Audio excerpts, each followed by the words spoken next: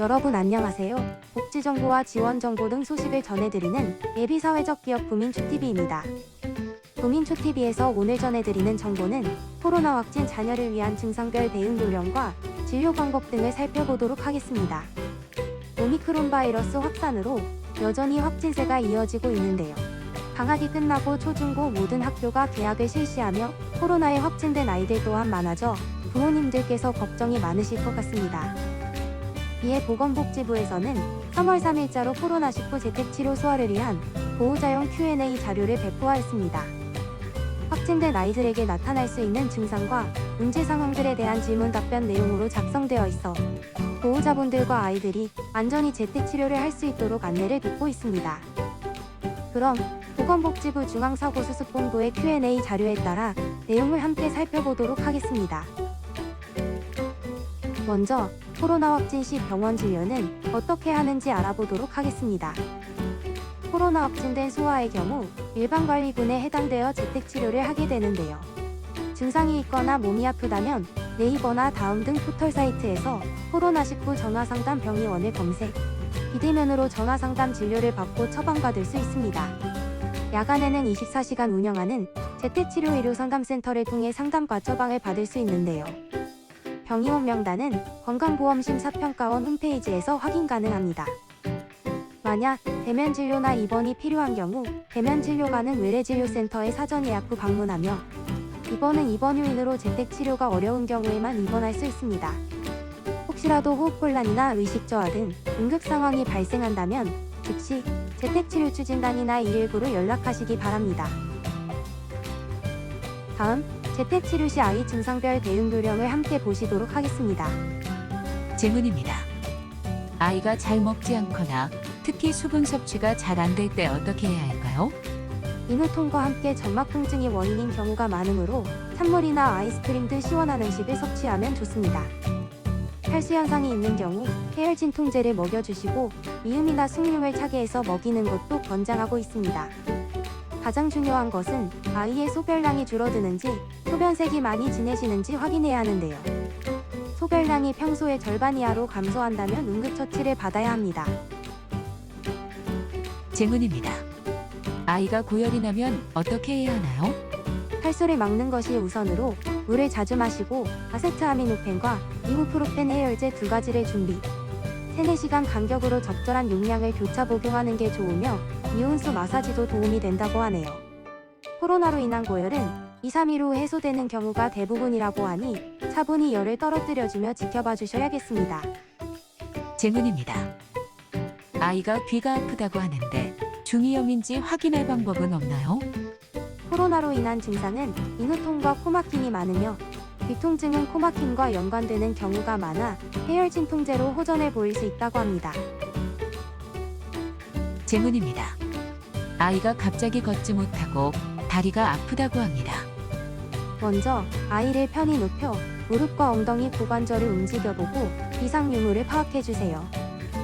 걷지 못할 정도의 이상이나 심한 근육통이 있을 때는 즉시 정형외과 전문의의 대면 진료가 필요하며 간혹 종아리 근육 등 다리 통증 시 대부분 수일 내 저절로 호전될 수 있다고 합니다.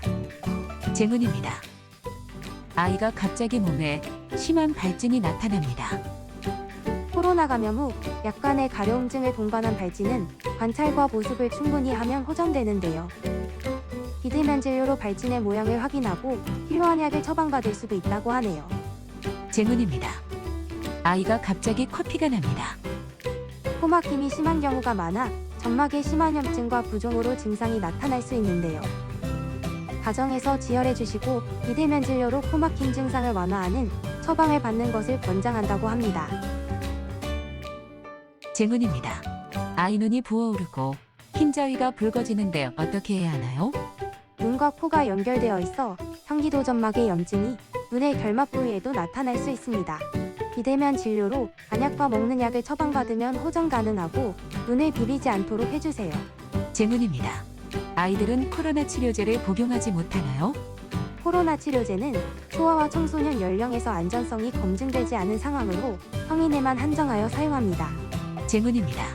아이가 마른 기침을 동반한 가슴 통증을 호소합니다. 심장에 문제가 생긴 것은 아닌가요? 코로나로 인한 심장 이상은 흔한 경우가 아닙니다. 가슴 통증 시 폐 이상을 확인하기 위해 엑스레이를 찍을 필요가 있으므로 대면 진료를 권장한다고 합니다. 질문입니다. 배가 아프다고 하며 구토설사 증세가 있습니다. 배꼽 또는 명치 부근의 복통이고 울고 보채지 않을 때 복부가 부드럽게 만져진다면 코로나로 인한 장염일 수 있으며 복은 2, 3일 내 호전되므로 폐혈 진통제로 통증을 조절해주고 수분을 섭취해주는 것이 바람직합니다. 질문입니다. 진료 시 항생제 처방을 잘 안 해주시는데 왜 그런가요? 원칙적으로 바이러스 감염 시 항생제는 효과가 없어 증상 완화에 도움이 되지 않는다고 합니다. 질문입니다. 열이 심하게 나더니 어느 순간 잘 안 먹고 목소리가 변한 것 같습니다. 숨소리도 거칠어졌습니다. 코로나의 대표 증상은 급성 폐쇄성 후두염 증상과 유사하다고 합니다. 목과 성대가 심하게 부어 음식물 섭취도 어렵고 목소리가 변하며 심한 경우 호흡곤란을 유발한다고 하는데요. 증상 호전이 잘 안되고 호흡이 힘들다면 즉시 119 등의 응급처치를 요청해야 합니다. 질문입니다. 코로나에 걸렸는데 또 확진되었어요. 가능한 상황인가요? 코로나 재감염은 확률은 낮지만 가능합니다. 따라서 코로나 완치 후에도 마스크와 손 씻기 등 위생에 철저히 신경 써야 합니다. 질문입니다. 어떤 상비약을 준비하면 될까요? 일반적으로 사용하던 감기약, 구토, 설사약, 그리고 교차 복용할 수 있는 2가지 종류의 해열제를 준비하고 코막힘을 해소하는 성분이 포함된 감기약도 도움이 될 수 있다고 하는데요. 원칙은 증상에 맞게 처방을 다시 받아 복용하는 것이라고 하네요. 질문입니다. 코로나에 걸리면 언제 낫게 되나요? 오미크론은 증상 발생 후 7일이면 증상이 거의 사라지는 특성이 있다고 합니다. 마른 기침이 오래가는 경우 약 2, 3주 이상 기침을 가볍게 하는 경우도 있는데요. 이는 자연스럽게 없어진다고 하네요. 질문입니다. 어떤 상황에 대면 진료가 필요한가요?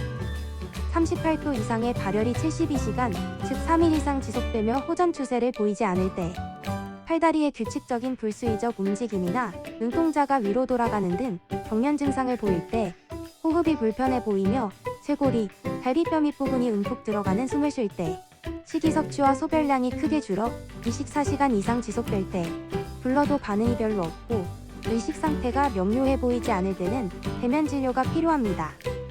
질문입니다. 호흡곤란 증세를 어떻게 파악할 수 있나요? 대표적인 호흡곤란의 신호는 다음과 같습니다.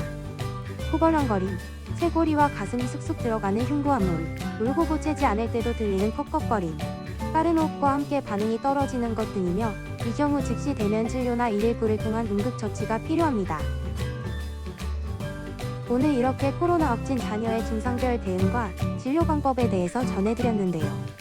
자세한 내용과 해당 자료는 지자체 및 보건복지부 홈페이지에서 확인하실 수 있으며 국민초TV는 다음 시간에 또 유익한 소식으로 다시 찾아오겠습니다.